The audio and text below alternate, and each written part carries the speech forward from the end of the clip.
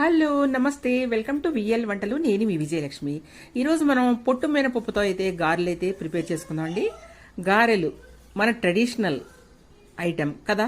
గారెలు ప్రతి ఒక్కళ్ళు మనం పండగలకు చేసుకుంటాం. పండగలతో పని లేకుండా బ్రేక్ఫాస్ట్లో కూడా చేసుకొని తింటూ ఉంటాం. మనం ఎక్కువగా హోటల్స్లో కానీ అట్లా కానీ దేంట్లో అయినా మనకు చక్కగా దొరుకుతూ ఉంటుంది గారె అనేది. అదైతే మన ట్రెడిషనల్ ఫుడ్, మన ఎప్పుడు కూడా బ్రేక్ఫాస్ట్లో తీసుకునే ఫుడ్. దాన్ని మనం పొట్టు మినపప్పుతో ఏ విధంగా ప్రిపేర్ చేసుకోవాలి.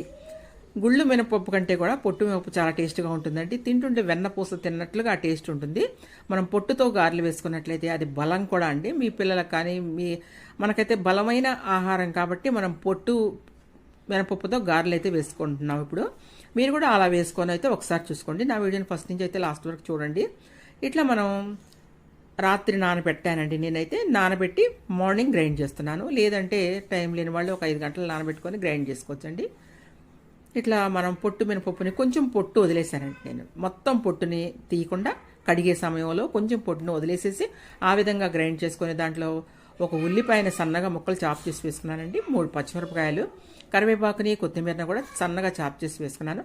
అల్లం ముక్కలు కూడా చాలా చిన్నగా నేనైతే గ్రైండర్లో వేసి గ్రైండ్ చేయలేదు, ఏం చేయలేదండి. సన్న ముక్కలుగా కోసి అయితే నేను దాంట్లో యాడ్ చేశాను.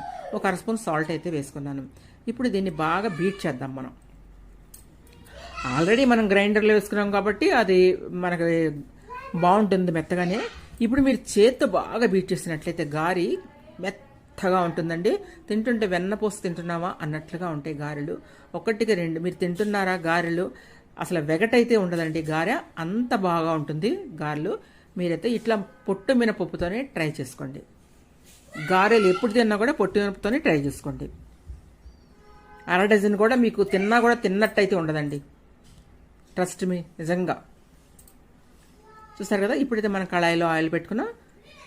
అలా బీట్ చేసుకున్న పిండిని ఒక ఆకు తీసుకొని దాని మీద కొంచెం ఆయిల్ వేసుకొని ఈ విధంగా మనం గారెని ఇలా చిన్న ఉండని పెట్టుకొని గారెకి యాజ్ యూజువల్గా మీ చిన్న హోల్ పెట్టుకొని వేసేసేయండి.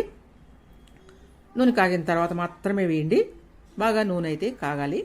మీడియం ఫ్లేమ్లో పెట్టుకొని కాల్చుకోండి. గారె లోపలైతే కాలాలి కాబట్టి మనం హై ఫ్లేమ్లో పెట్టితే పైన మాడిపోతాయి, లోపల ఉడకతాం. అదే మనం మీడియం ఫ్లేమ్లో పెట్టుకున్నట్లయితే చక్కగా ఈవెన్గా మొత్తం గారెంతా మంచి రెడ్డిష్ కలర్లో అయ్యే వరకు కూడా మీరైతే పెట్టుకోండి. ఈ విధంగా గారెలు ప్రిపేర్ చేసుకోండి.